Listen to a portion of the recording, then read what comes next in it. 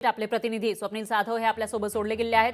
12व्या मजल्यावर घर आहे सैफ अली खानचं आणि त्या ठिकाणी चोर शिरलेला होता। चोरानं महिला मदतनीसाच्या हातावर सुद्धा वार केल्याची माहिती आहे आणि त्याचबरोबर सैफ अली खानलाही जखमी केला आहे। 5 ते 6 वार त्याच्यावर केल्याचं कळतंय।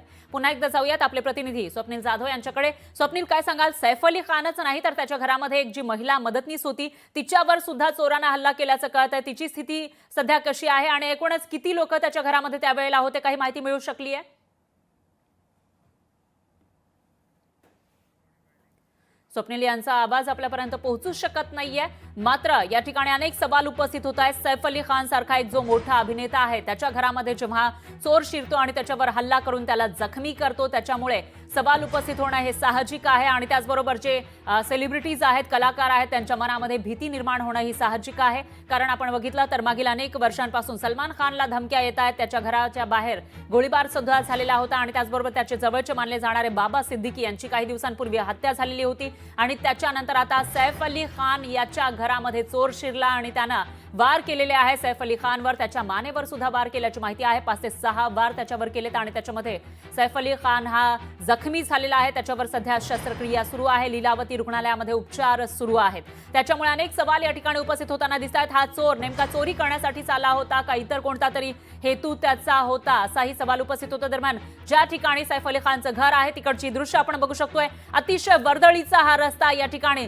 कधीही शांतता नसेल किंवा कधीही इथं जी रहदारी आहे ती थांबत नसेल असं हा परिसर म्हणावा लागेल। पोलिसांचा मोठा फौजफाटा या ठिकाणी असतो, मात्र याच परिसरामध्ये रात्री 2-2:30च्या सुमारास एक चोर हा शिरलेला होता। एका हाय प्रोफाईल सोसायटीमध्ये राहत असलेल्या घरामध्ये शिरला सैफ अली खानच्या आणि त्या ठिकाणी जाऊन त्यानं हल्ला केलेला आहे सैफ अली खानवर। दरम्यान ही दृश्य आपण बघू शकतो, या ठिकाणी पोलिसांचा बंदोबस्त आपल्याला दिसतोय, तर मोठ्या प्रमाणामध्ये सिक्युरिटी सुद्धा त्या सोसायटीच्या दारावर आपल्याला पाहायला मिळते। कोणाची प्रतिक्रिया सध्या तरी येताना दिसत नाहीये, त्यामुळे सैफ अली खानची टीम असेल किंवा इतरही जे कर्मचारी त्याच्या सोबत असतील त्यांच्याकडून काय प्रतिक्रिया येते, काही माहिती येते का, तेही बघावं लागणार आहे। मात्र त्याच्या टीमकडून सध्या त्याच्या चाहत्यांना आवाहन करण्यात आलं आहे, फॅन्सला एक आवाहन करण्यात आलं आहे, तुम्ही घाबरू नका असं आवाहन केलं आहे, शांतता बाळगा असंही आवाहन सैफ अली खानच्या चाहत्यांना करण्यात आलं आहे। कारण सैफ अली खान एक मोठा अभिनेता आहे, अनेक वर्षांपासून तो चित्रपटांमध्ये काम करतोय, मोठमोठ्या सिनेमांमध्ये त्याने काम केलेलं आहे।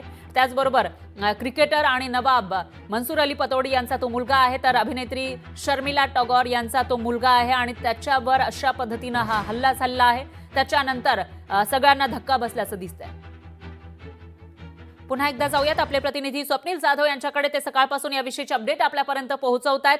स्वप्नील, काय सांगाल? आताच आपल्याकडे जो परिसर आहे सैफ अली खानच्या घराबाहेरचा तिकडची दृश्य आलेली होती, त्याच्यामध्ये आपल्याला स्पष्टपणे दिसतंय की मोठ्या प्रमाणामध्ये रहदारी त्या ठिकाणी सुरू असेल, रात्रीही कदाचित तिकडे शांतता नसेल, लोक ये जा करतच असतील। अशा या परिसरामध्ये जेव्हा एक पॉश सोसायटी जिथे आपल्याला एंट्री घेण्यासाठी सुद्धा रजिस्ट्रेशन करावं लागतं, डिटेल्स द्यावे लागतात, त्या ठिकाणी हा चोर कसा काय शिरला आणि तोही सैफ अली खानच्या 12व्या मजल्यावरच्या घरामध्ये कसा काय शिरला असा सवाल आहे।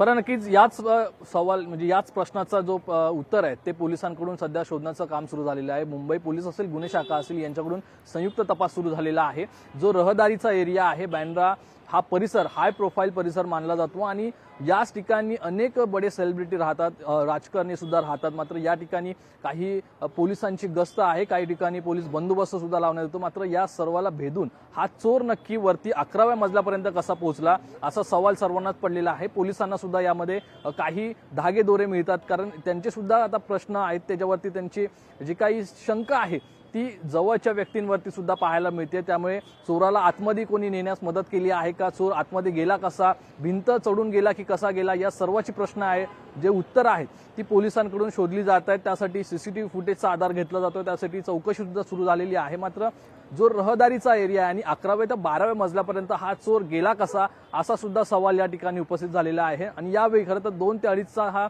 वेळ होता, रात्री मध्यरात्री हा चोर आतमध्ये गेला, तेव्हा त्या ठिकाणी सैफ अली खान यांचे त्या ठिकाणी वैयक्तिक काही सुरक्षा रक्षक होते, ते नव्हते का असा हा प्रश्न आहे। आणि याचे सगळे धागेदोरे कोणाशी संबंधित आहे या सर्वांची उत्तरं ही पोलिसांकडूनच मिळणार, त्यांची तपास या दृष्टीने सुरू आहे। मात्र पोलिसांनी दिलेल्या माहितीनुसार चोर वरती गेला, 11व्या माळ्यापर्यंत गेला आणि मदतनीसवरती हल्ला केला। यावेळेला सैफ अली खानने वाचवण्याचा प्रयत्न केला, मात्र सैफ अली खानवरती सुद्धा हल्ला करण्यात आला आणि एकूण 5 ते 6 वार हे सैफ अली खानवरती झालेले आहेत आणि यामुळे नंतर त्याला रुग्णालयामध्ये दाखल करण्यात आलं आणि याच दरम्यान चोर आहे तो पळून गेला असल्याची माहिती समोर येते। मात्र या चोराचा शोध हा सुरू झालेला आहे। अज्ञाताविरुद्ध गुन्हा दाखल करून हा चोराचा शोध आहे तो पोलिसांकडून सध्या सुरू आहे। फरा निश्चितच स्वप्नील, त्याच्यामुळे आता पुढे पोलिसांकडून काय समोर येतं तेही बघावं लागेल। काय या सगळ्या हल्ल्याविषयी, या घटनेविषयी काय पोलीस सांगतात तेही बघावं लागणार आहे। त्यामुळे याविषयीची अपडेट आपण घेत राहूयात। असेच आपल्यासोबत जोडलेले राहा। दरम्यान धन्यवाद तुम्ही दिलेल्या या सविस्तर माहितीसाठी।